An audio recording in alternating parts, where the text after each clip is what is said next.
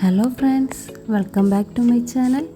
അപ്പോൾ ഞാൻ ഇന്ന് ഒരു പായസത്തിൻ്റെ റെസിപ്പിയാണ് നിങ്ങൾക്ക് കാണിക്കാൻ പോകുന്നത്, ചക്കപ്പായസത്തിൻ്റെ. അതിനുവേണ്ടി ഞാനിവിടെ പഴുത്ത ചക്ക വളരെ കനം കുറഞ്ഞ് ഇതേപോലെ ഒന്ന് അരിഞ്ഞെടുത്തിട്ടുണ്ട്. പിന്നെ തേങ്ങാപ്പാൽ, ശർക്കര, ഏലക്കായ്, ഇതൊക്കെയാണ് ഈ പായസം ഉണ്ടാക്കാനായിട്ട് ആവശ്യമുള്ള സാധനങ്ങൾ. ഫസ്റ്റ് നമുക്ക് ഈ അരിഞ്ഞു വെച്ച പഴുത്ത ചക്ക കുറച്ച് വെള്ളമൊഴിച്ചൊന്ന് വേവിച്ചെടുക്കുക. അതേസമയം തന്നെ ശർക്കരയും നമുക്കൊന്ന് ഉരുക്കിയെടുക്കുക. കുറച്ച് വെള്ളമൊഴിച്ച് അതൊന്ന് ഉരുക്കിയെടുക്കുക. ചക്ക പാകത്തിന് വെന്ത് കഴിഞ്ഞാൽ ഇതിലേക്ക് നേരത്തെ ഉരുക്കി വെച്ച ശർക്കര പാനി ഒഴിച്ചു കൊടുക്കുക. ഒന്ന് അരിച്ചിട്ട് ഒഴിച്ചു കൊടുക്കണം.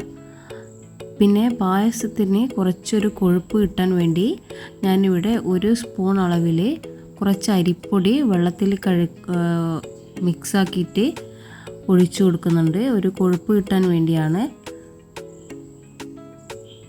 അരിപ്പൊടി ഒഴിച്ചതിന് ശേഷം നന്നായി മിക്സ് ചെയ്യുക. പിന്നെ നേരത്തെ മാറ്റി വെച്ച തേങ്ങാപ്പാൽ കൂടി ഇതിലേക്ക് ഒഴിച്ചു കൊടുക്കുക.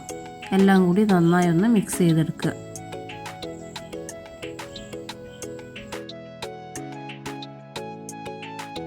പായസം ഒന്ന് നന്നായി കുറുകി വന്നാൽ ഇതിലേക്ക് ഏലക്കായ് പൊടിച്ചിട്ട് ചേർത്ത് കൊടുക്കണം. പിന്നെ കുറച്ച് നെയ്യും കൂടി ഇതിലേക്ക് മുകളിൽ ചേർത്ത് കൊടുക്കണം.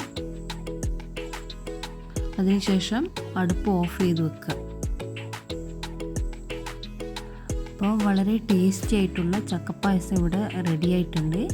ഈ റെസിപ്പി ഇഷ്ടപ്പെട്ടെങ്കിൽ please like and subscribe my channel. Thank you.